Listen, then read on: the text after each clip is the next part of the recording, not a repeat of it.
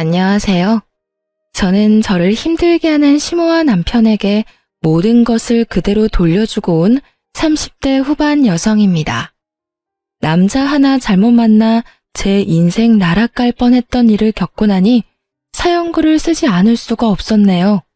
제 직업은 은행원입니다. 저는 어릴 때 항상 부족하게 컸어요. 그래서 돈 관리가 얼마나 중요한지 잘 알고 있었어요. 제가 은행원이 된 건 힘든 집안에 도움이 되기를 바라는 마음에서였습니다. 그렇게 은행에 취직하고 2년 뒤부터는 친정 집안 돈 관리는 제가 도맡아 했습니다. 돈을 움켜쥐고 있는 게 아니라 돈을 굴려 돈을 만들었죠. 좋은 상품과 재테크 방법을 빠르게 접할 수 있었기에 가능한 일이었습니다.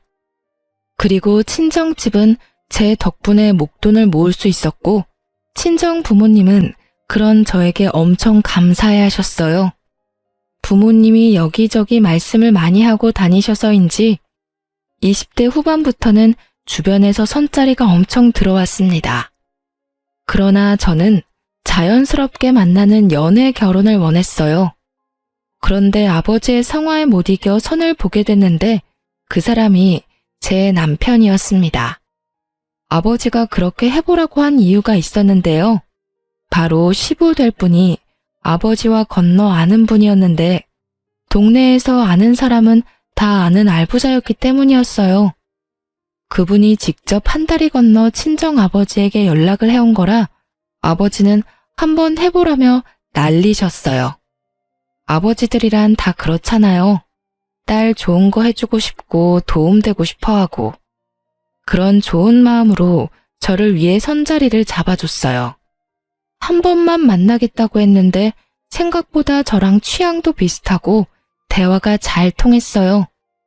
그렇지만 그 사람에게도 딱 하나 단점이 있었는데요. 바로 돈 쓰는 걸 너무 좋아한다는 거예요. 그래도 그걸 크게 신경 쓰지 않았던 건 그 정도는 제가 잡아둘 수 있을 것 같았거든요.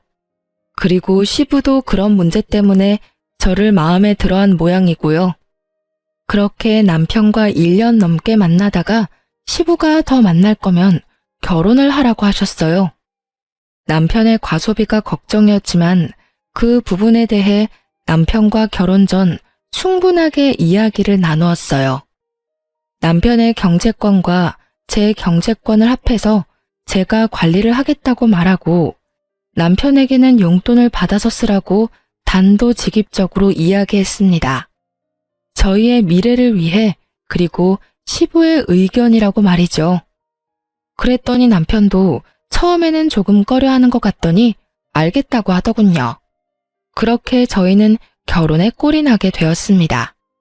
그런데 저희 시모는 저를 탐탁지 않게 생각했습니다. 시부가 저에게 잘해준다는 것도 그 이유 중에 하나였지만 남편의 경제권을 제가 가지고 있다는 사실이 견딜 수 없으신 것 같았어요. 제가 시모 곳간을 탐내는 그런 며느리로 보였던 것 같더라고요. 저는 그런 시모의 불안을 해소시켜드리기 위해 2주에 한 번씩 꼬박꼬박 시댁에 남편을 데리고 갔고 남편 이름으로 시댁의 용돈도 두둑히 드렸습니다. 뭘 하더라도 제 이름으로 하게 되면 남편 돈으로 생색내는 며느리라며 타박을 주곤 했거든요. 솔직히 해주고 욕 얻어먹는 건 싫었기에 남편 돈으로 남편 이름으로 해드렸더니 이번에는 다 아들 돈으로 해결하고 너는 돈도 안 쓰냐며 타박을 하더군요. 시모는 그런 사람이었습니다. 그러나 시모와는 달리 시부는 결혼 후에도 저의 든든한 지지자가 되어주셨어요. 특히 재산과 관련된 이야기들은 거의 저와 상담하셨어요. 특히 재테크에 관심이 있으셔서 저도 괜찮은 상품을 소개하고 지인을 알려드리기도 했어요. 결혼 2년쯤에는 시댁 재산도 거의 파악할 수 있었고 시부가 제게 맡긴 재산도 제법 됐어요. 그런데 남편은 정말로 시부와 정반대였어요. 돈 쓰는 걸 그렇게 좋아하는 사람은 처음이었어요. 손에 돈만 들어오면 순식간에 사라지는데 용돈도 한 달에 4번씩 나누어 주지 않으면 못 버틸 정도였죠. 저는 그런 남편을 꼭 쥐고 살았어요. 그렇지 않았다면 순식간에 모아둔 재산을 탕진했을지도 모르죠. 그런데 결혼하고 5년 차쯤 되었을 때 남편이 남편 월급으로 모아놓은 적금 1,500만 원을 저 몰래 깨서 가져갔더군요. 아무리 제가 경제권을 맡고 있어도 제 이름으로 모든 걸 관리할 수는 없었고 불투명하게 남편 월급을 쓸 수도 없으니 남편에게는 돈 쓰는 내역을 모두 공개했거든요. 그런데 그 돈이 몽땅 사라진 거였어요. 3개의 적금 통장 중 하나였지만 그래도 금액이 적은 게 아니었죠. 여보, 적금 깼어? 무슨 일 있는 거야? 갑자기 1,500을 가져가. 그냥 좀 쓸 데가 있었어. 어디다 썼는데? 혹시 차 사고라도 났어? 그런 거 아니야. 피곤하니까 먼저 잘게. 어디다 썼는지 알기라도 하면 마음이 좀 개운해질 텐데 남편은 어디다 썼는지도 알려주지 않았어요. 결국 남편과의 실랑이는 그 주 주말에 있던 시댁 모임에서까지 이어졌습니다. 저는 남편에게 틈이 날 때마다 어디에 그 돈을 썼는지를 계속 추궁했고 남편은 귀찮은 얼굴로 제 말에 짜증만 내고 있었어요. 그리고 시모에게 그 모습을 들켜버렸죠. 시모는 제게 한마디 하더군요. 얘, 너는 무슨 애를 그렇게 잡아? 도대체 뭐 때문에 그렇게 남편을 귀찮게 하는 거니? 어머님, 그게 아니라 이 사람이 저 몰래 적금 통장을 깼는데 도대체 그 돈을 어디다 썼는지 알려주지를 않아서요. 제가 뭘 알아야 다음부터 대비를 할 수 있고 제 마음도 좀 편할 텐데 도무지 얘기를 안 해줘요. 남자가 쓸 데가 있었겠지. 도대체 그런 걸로 왜 사람을 귀찮게 하는 거니? 그래서 거지근성이라는 게 참 그래. 네가 없는 집에서 살아서 돈 쓰는 법을 몰라서 그런 건 알겠지만 돈도 써볼 줄 알아야 쓰는 거야. 이런 식으로 돈 쓰는 거 간섭하고 그럴 거면 너 그냥 이혼해. 왜 그렇게 안 맞는 사람이랑 같이 살고 있니? 어머님, 그런 말이 아니잖아요. 저는 1,500만 원이나 되는 돈을 어디다 썼는지 궁금할 뿐이라고요. 1,500이라는 액수를 듣자마자 시모가 살짝 멈칫하더군요. 당연하죠. 그 돈은 작은 금액이 아니었으니까요. 몇십만 원, 아니 차라리 몇백만 원이었다면 제가 이렇게까지 남편을 추궁할 일도 없었을 거예요. 그런데 거의 1,500이라는 돈인데 그 돈이 어디 갔는지조차 모른다는 건 말이 안 되잖아요. 남편이 뭔가를 샀으면 집안에 물건을 산 흔적이라도 있을 텐데 그런 것조차 없었으니까요. 금액이 좀 크기로써니 그게 그렇게 남편을 잡을 일이야? 우리 아들이 애도 아닌데 쓸 때 썼겠지. 남들 앞에서 이게 다 뭐 하는 짓이니? 꼴보기 사납게. 돈돈거리다가 나중에 고생하는 건 너야. 그 정도는 남편 일탈이라 생각하고 넘어가. 시모는 자기 아들을 잘 모르더군요. 돈 있으면 무작정 써버리는 그 남편의 습관조차 모르고 있는 것 같았어요. 하긴 모든 건 시부가 관리를 했으니 여태까지 남편이 자기 월급으로 무엇을 하든지 어머님은 상관하지 않았던 것 같아요. 게다가 시모가 빌려준 돈은 갚지 않아도 어차피 아들이니 언젠간 갚을 거라는 생각을 했던 것 같습니다. 저는 시모에게 남편의 상태에 대해 정확히 알려야겠다는 생각을 했습니다. 3달 뒤 저는 좋은 기회를 잡을 수 있었습니다. 저희 결혼할 때 시모가 남편에게 빌려준 돈이 있었어요. 무려 3천만 원이라는 돈이었는데 그건 시부도 모르는 돈이었어요. 제가 남편 월급으로 돈을 모은 이유도 나중에 시모가 그 돈을 달라고 하면 주기 위해서 모은 거였어요. 남편은 그 돈 갚지 않아도 된다고 했지만 또 모르잖아요. 그런데 시모가 돈을 돌려달라고 하더군요. 저는 잘됐다 싶었어요. 그래서 남편에게 말했죠. 얼마 전에 어머님이 당신한테 빌려준 돈 갚으라고 전화 오시지 않았어? 나한테는 연락 오셨던데. 맞아. 3천만 원 갚으라고 하시네. 당신한테도 전화 오셨어? 응. 내가 당신 월급 관리하는 거 아시니까. 어떻게? 저번에 깬 적금 1,500은 아직 있어? 그거 빼고 1,500만 줄까? 그거 다 쓴 지가 언젠데. 그걸 어디다 썼는지는 나한테 알려주지는 않았잖아. 하긴 내 돈도 아니고 당신 돈인데 어디다 썼든 알게 뭐야.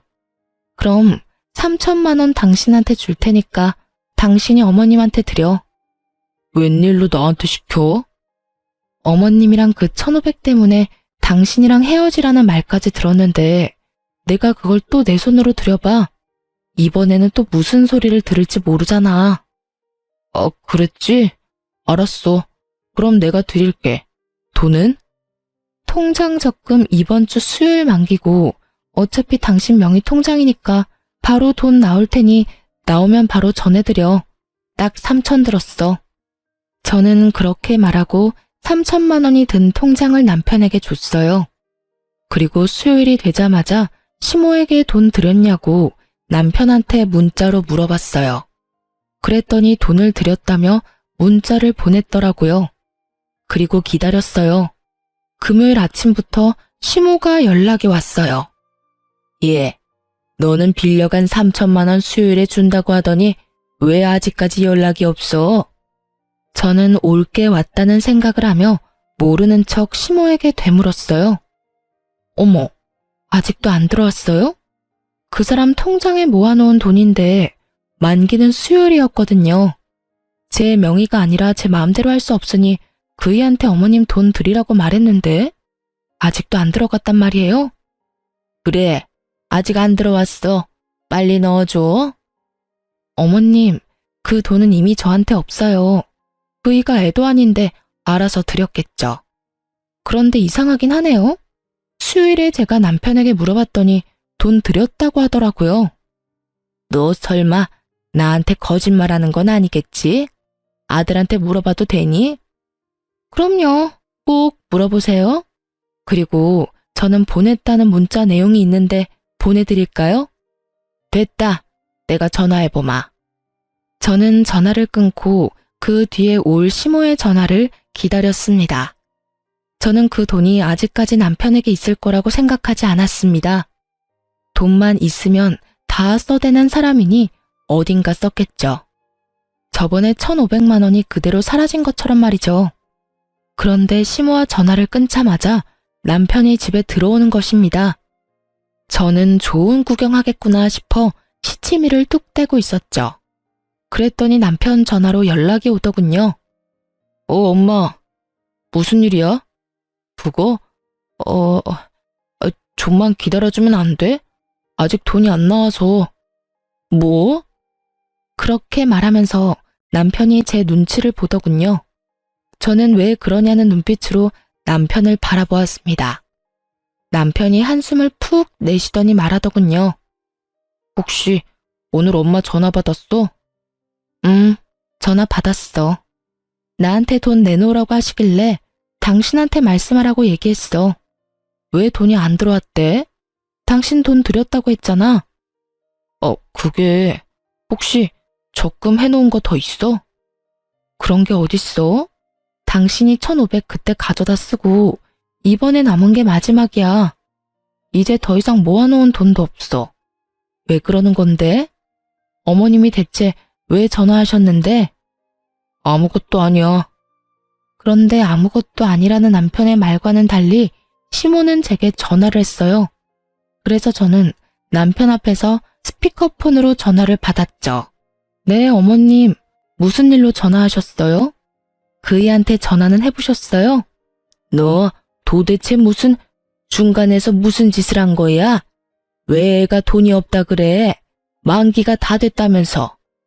그런데 왜 아들이 돈이 안 나온다고 하는 거냐고. 이상하네요. 지금 그이랑 같이 있는데.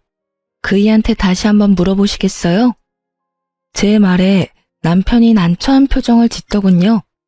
거짓말을 하려고 했는데 딱 들킨 거죠. 당신 어머님한테 돈 안 드렸어? 무슨 일이야? 만기 수요일이라고 내가 말했잖아. 그게... 엄마, 내가 나중에 준다고 얘기했잖아요. 왜 전화까지 해서 이 난리야? 설마 너 그 돈 다 쓴 거니? 3천만 원이나 되는 큰 돈을? 그러면 남아있는 거라도 내놔.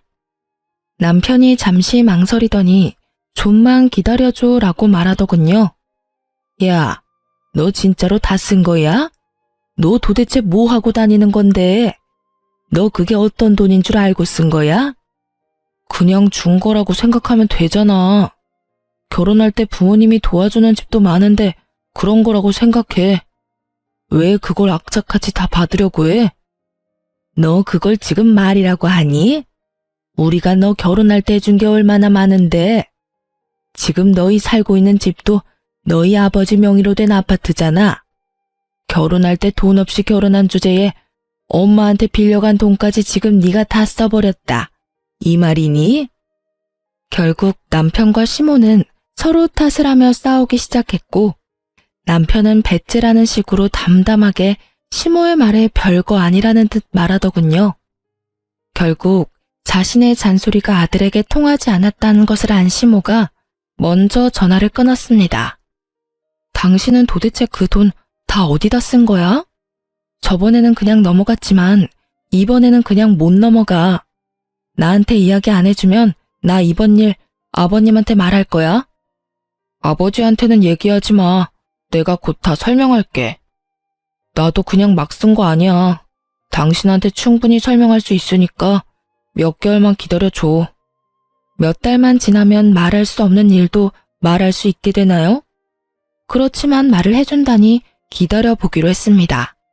하긴 그 사람 말대로 그 돈이 제 돈인가요? 본인 돈이지. 잠시 동안의 평화가 지속되었습니다. 그러나 그것도 몇 달 가지 않더군요. 시부가 그 사건에 대해 알게 되었거든요. 시모가 시부가 있는 곳에서 절대로 남편에게 돈을 달라고 말하지 않은 이유는 시부 때문이었는데 시댁 이사를 하려던 도중에 드러나게 됐어요. 하루는 시부에게 연락을 받아 시댁으로 향하고 있었습니다. 시댁에서 부르는 일이 많지 않았는데 시부가 부른다니 약간 걱정이 되기도 했습니다. 웬만하면 잘 부르시지 않고 볼 일이 있어도 밖에서 보는 걸 더 좋아하시는 분이셨거든요.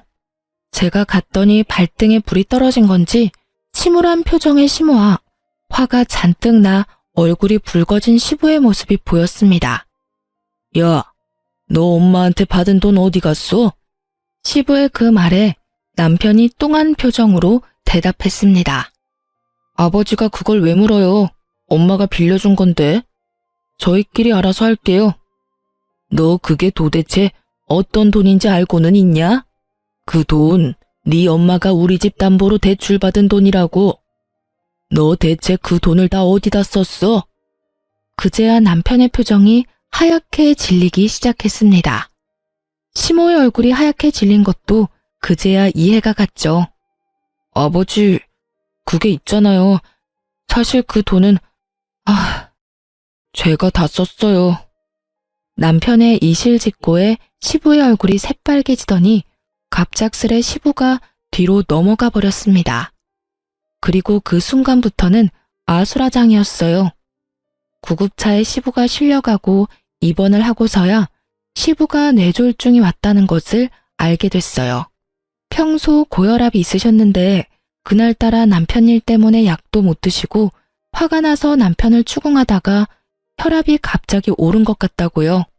그런 일이 있으니 남편은 고개도 들지 못하고 있었습니다. 그렇지만 이 와중에 시모는 남편이 아닌 저의 탓을 하더군요. 네가 문제야. 네가 중간에서 잘 해결했으면 이런 일이 없었잖니? 매번 항상 똑 부러지는 척은 혼자서 다 하더니 이런 일은 왜 똑 부러지게 해결을 못해서 이 난리를 만들어? 어머님, 저번에 이 사람이 1,500만 원 다 써버렸을 때 저한테 뭐라고 그러셨어요? 남편도 못 믿으면서 무슨 결혼 생활을 하냐고. 그렇게 살 거면 이혼하라고 하셨잖아요. 그래서 저는 이 사람 믿어준 것 뿐이에요. 그리고 어머님께서도 아셔야 된다고 생각했고요. 그 돈을 제가 쓴 것도 아닌데 왜 제 탓을 하는지 모르겠네요. 남편 명의였고 남편 이름으로 된 통장에 있었어요. 그러면 당연히 남편한테 물어야 하는 게 맞는 거 아닌가요? 왜 아무 상관없는 저한테 계속 책임을 지라고 말씀하시는 거예요?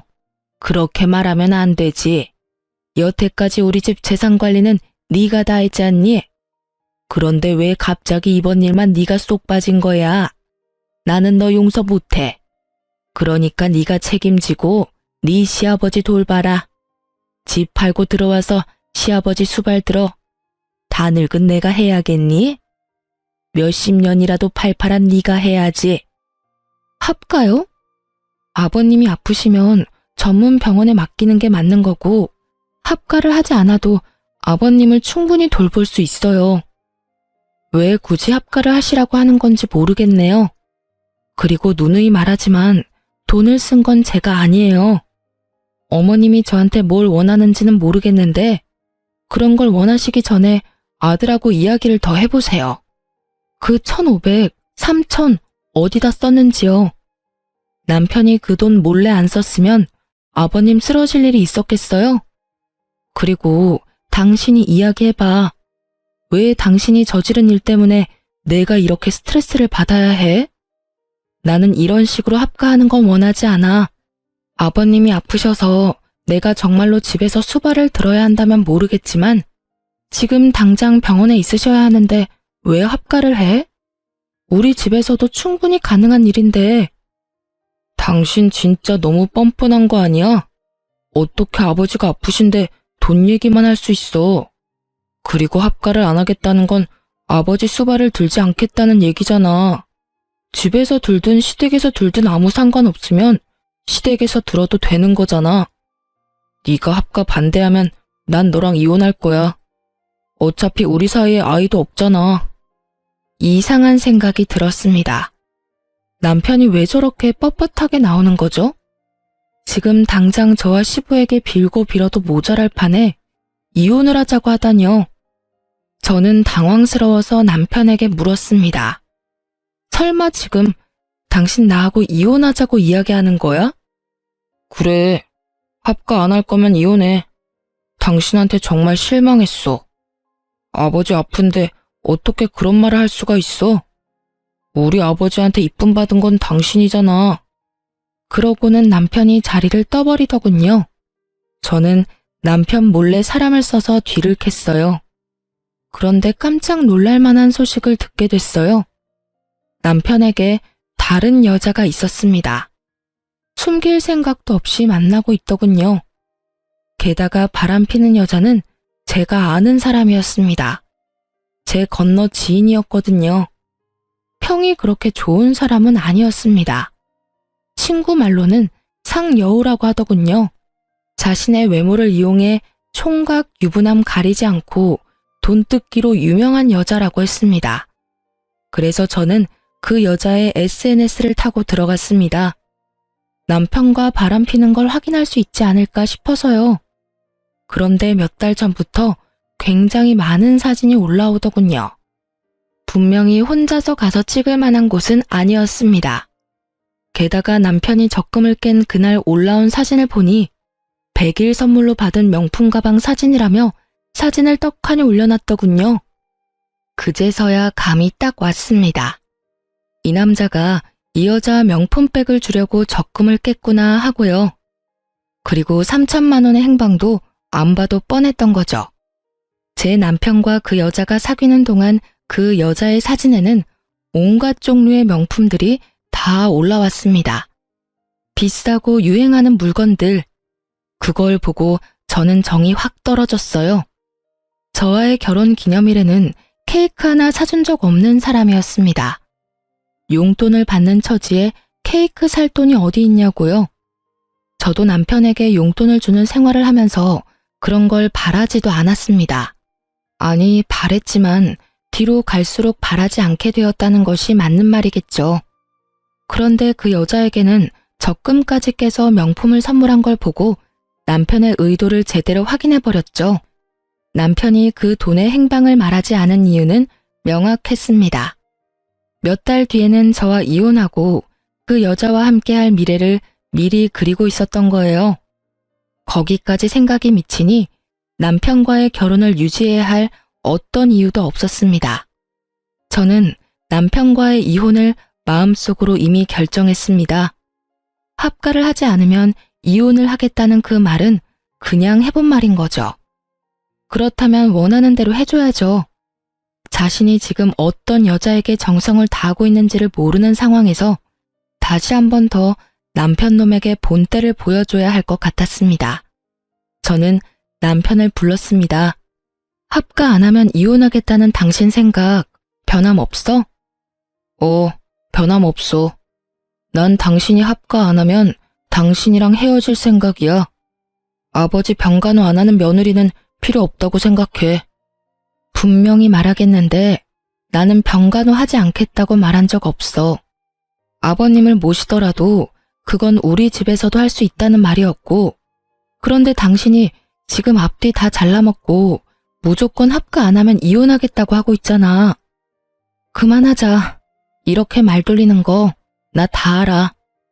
제 말에 남편놈이 흠칫하더군요.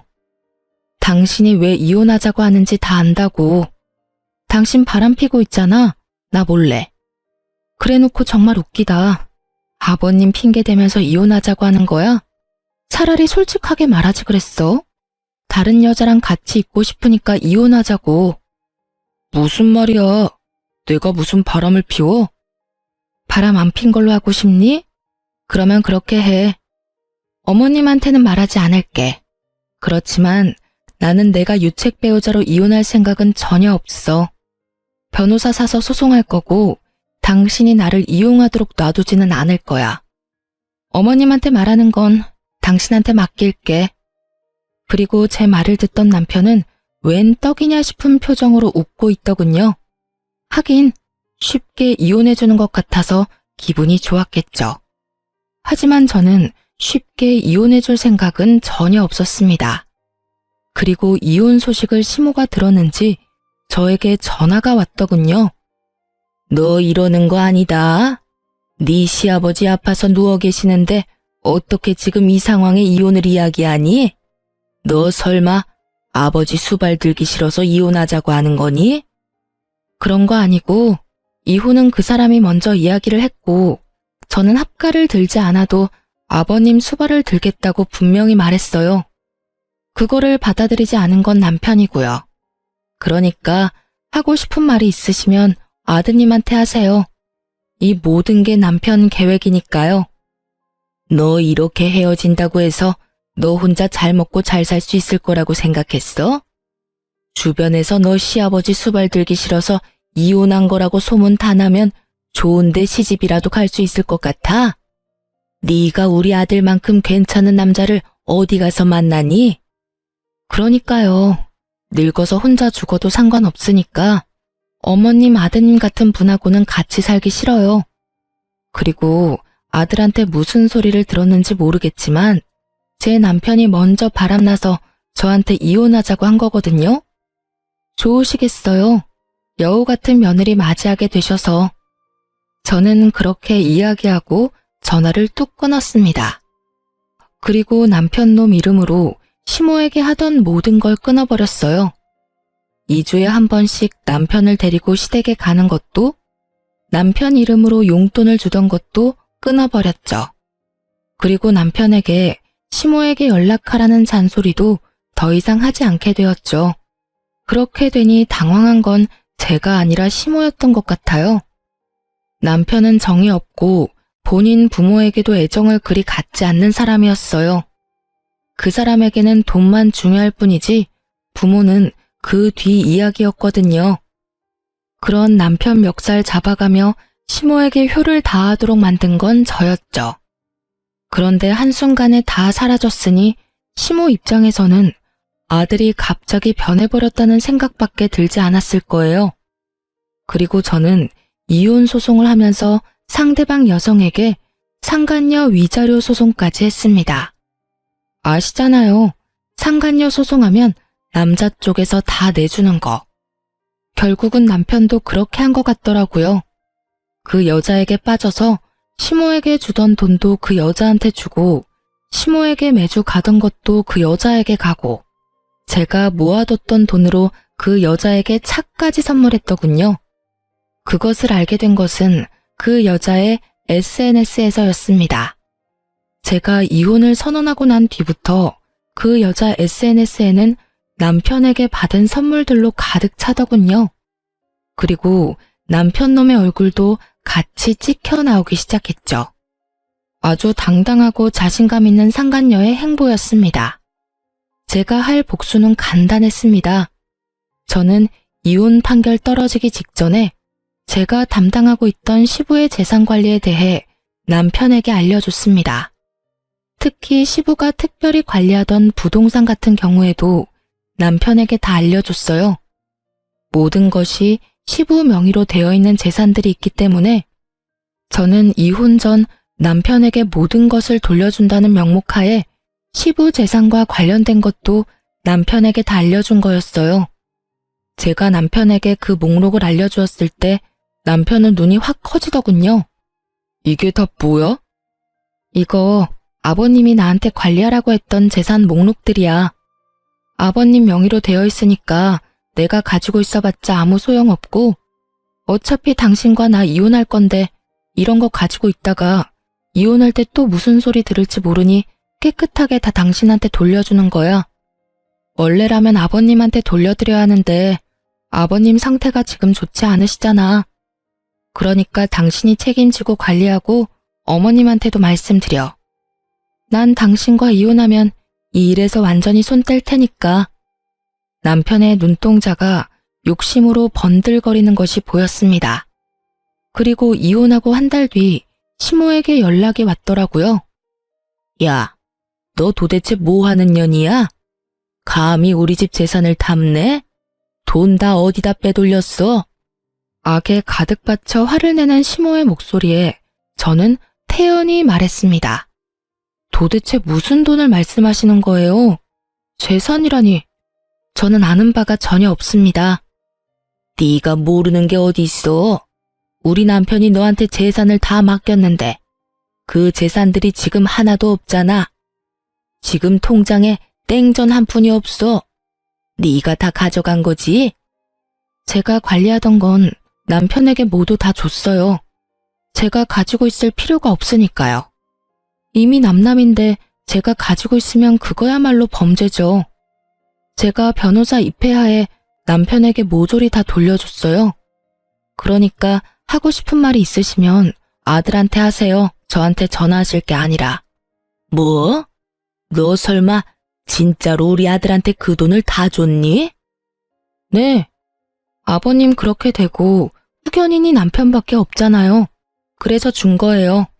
네가 지금 정신 나간 짓을 했어. 너 지금 집이 어떻게 돌아가는지 아니? 부동산에 적금에 병원비까지 탈탈 털렸어. 그리고 나랑 남편이 내는 보험까지 다 해지하고 해지 환급금까지 아들이 다 가져갔더라. 너 어떻게 이럴 수가 있어? 네가 그걸 우리 아들한테 주지 말고 나한테 줬어야지. 왜 그걸 아들한테 줬냔 말이야? 이상하네요. 어머님이 저번에 그러셨잖아요. 아들이 애도 아니고 뭐가 그렇게 못 믿겠냐고요. 그래서 돌려드린 것 뿐이에요. 그리고 어머님한테 돌려드릴 수도 없는 노릇이었어요. 저랑 그 사람 이혼한다고 어머님이 저한테 얼마나 화를 많이 내셨어요? 제가 어머님하고 이야기를 하고 싶었겠어요? 너 설마 우리한테 엿먹이려고 지금 이런 짓 하는 거니? 너 우리 돈 다 털리라고 아들한테 돈 쥐어준 거야? 어머님, 아들을 좀 믿으세요. 항상 저한테 하시던 말씀이었잖아요. 아드님이 뭐 별다른 짓 했겠어요? 알아서 잘 썼겠죠. 필요한 곳에. 지금 그게 아니니까 너한테 하는 말이잖아. 내가 아픈 남편 수발드는 와중에 지금 이런 일까지 당해서 정신이 없어. 병원비를 내려니 통장에 땡전 한 푼도 없고 왜 그 돈을 아들한테 준 거야? 아, 내가 못 살아. 그 새끼가 돈을 얼마나 펑펑 쓰는지 네가 잘 아는데 왜 그걸 줬단 말이야. 아이고, 내 돈. 아이고, 내 돈. 그걸 저한테 말씀하셔도 저와는 상관없는 일이에요. 저는 제가 왜 이런 전화를 받아야 되는지도 모르겠고요. 제가 할 일도 끝났고 서로 간에 해결해야 될 문제도 다 끝났어요. 이혼 판결 나왔고, 그리고 그 사람이 바람 펴서 이혼하는 바람에 유책 배우자 돼서 저한테 위자료도 지급해야 했죠. 다행히 아닐 수 없네요. 그래도 위자료는 제대로 들어왔거든요. 상간녀 위자료도 잘 들어왔더라고요. 전 남편이 대신 내줬나 봐요. 그 돈이 어디서 났는지는 잘 알겠네요. 여하튼 저는 할 얘기 없으니까 앞으로 저한테 전화하지 말아주세요.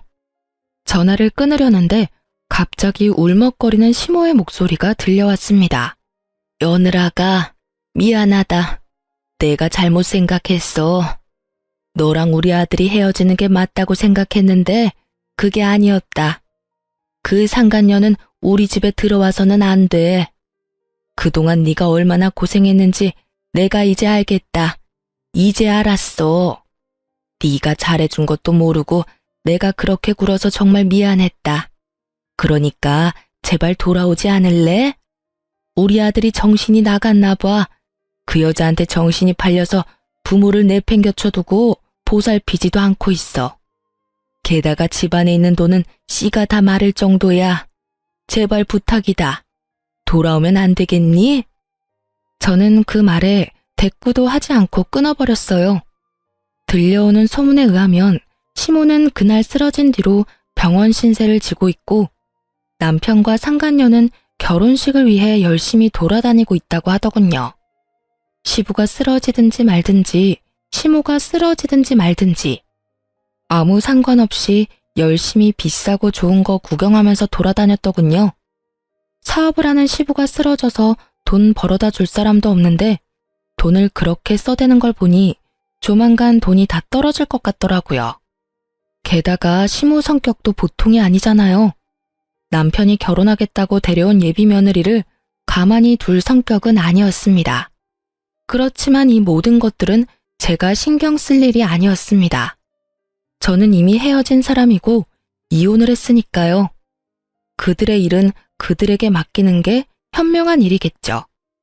이렇게 저는 남편과 헤어지고 새로운 인생을 살게 되었습니다. 그렇게 이혼하고 2년 뒤에 시모와 남편을 만나게 됐어요. 최근이었어요. 장소는 바로 변호사 사무소였습니다. 뜬금없는 장소에서 정말 우연히 마주친 저는 아무 말 없이 지나려고 했는데 시모가 제게 말을 걸어오더군요. 너도 이제 개인 회생하러 왔니?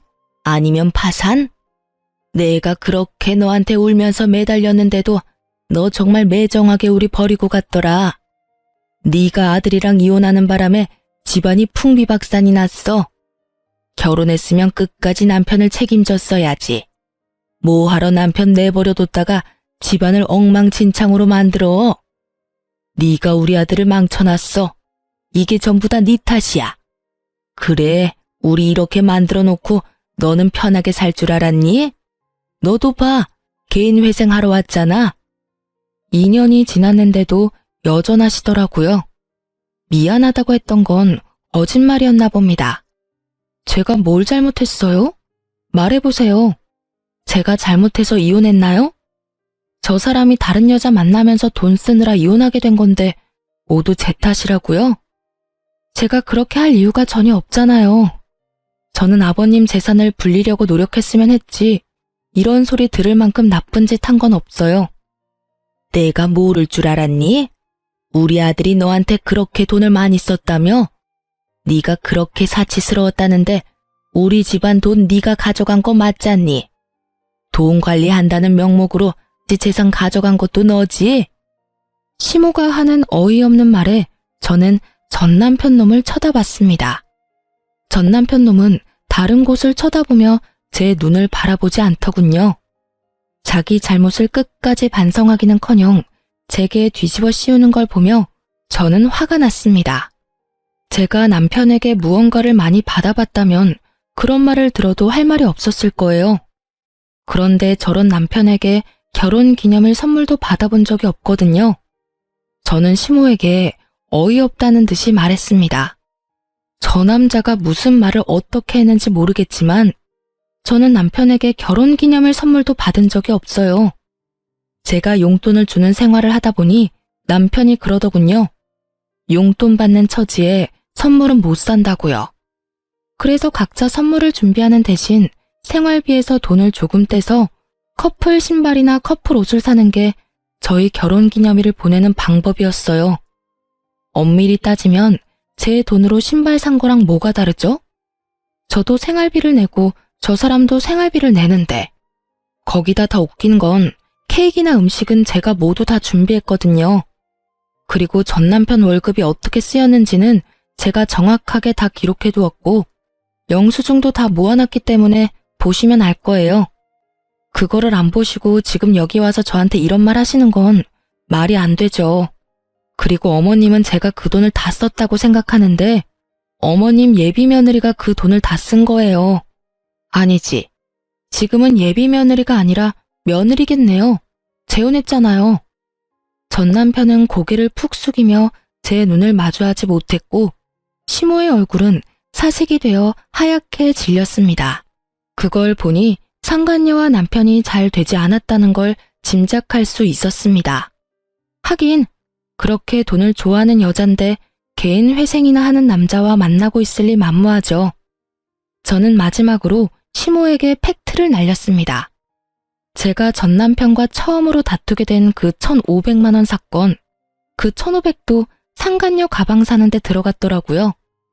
그 여자 SNS 확인해보니 그 적금 깬 날 1,000만 원 넘는 가방 자랑하려고 사진을 휘황찬란하게 올려놨더라고요. 전 남편이 어머님한테 돌려줘야 했던 3,000만 원도 그 여자한테 썼던 것 같던데 확인 안 해보셨나 보네요?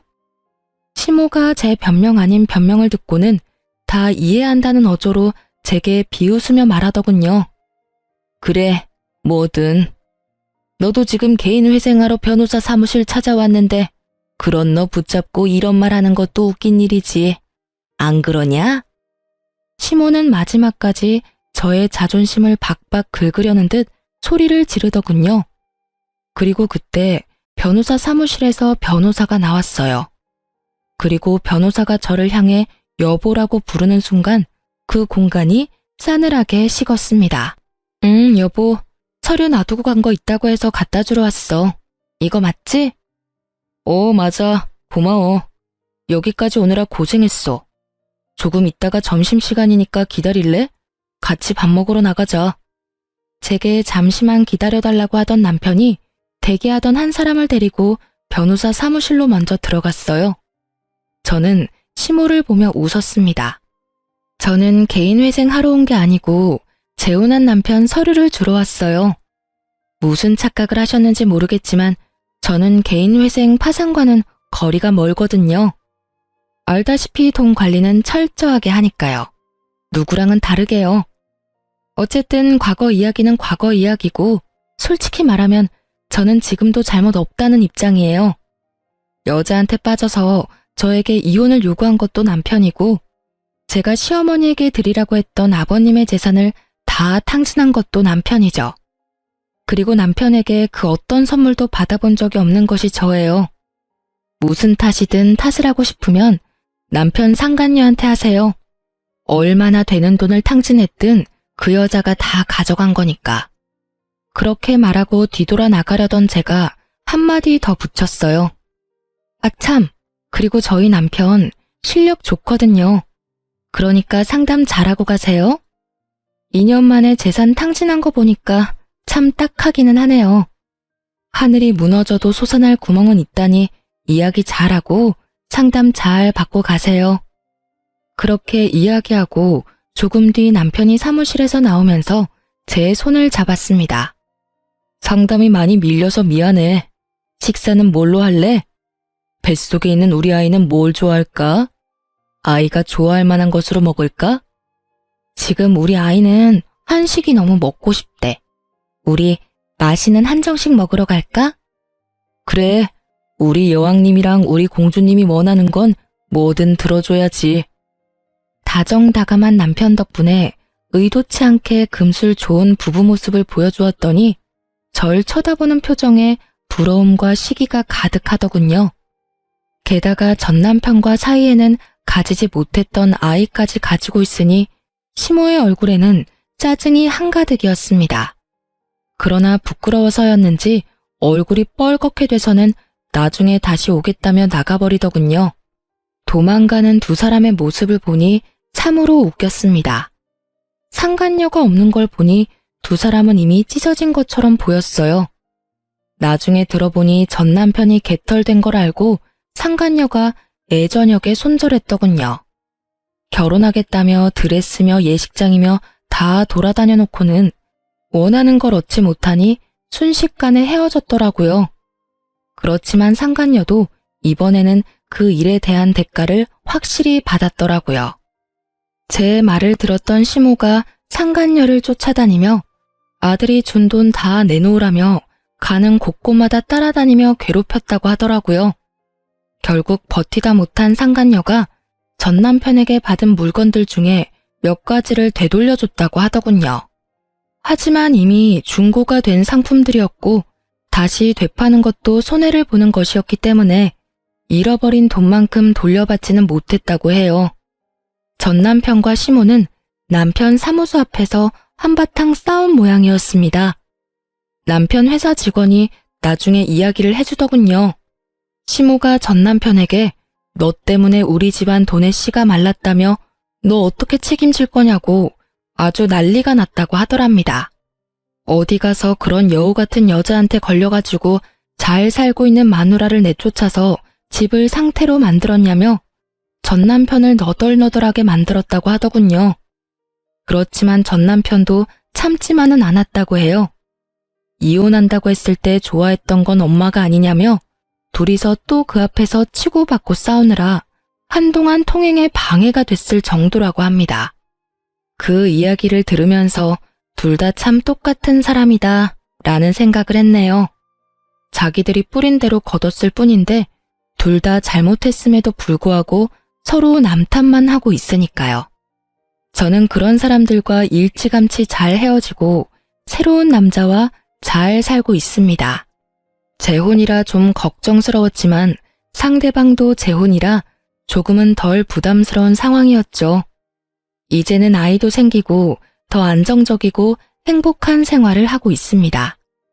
솔직히 전 남편을 생각하면 아직도 짜증나고 부끄럽고 지워버리고 싶은 기억이라고 생각하고 있지만 그 일이 없었다면 제가 이렇게 빠져나올 일도 없었겠죠.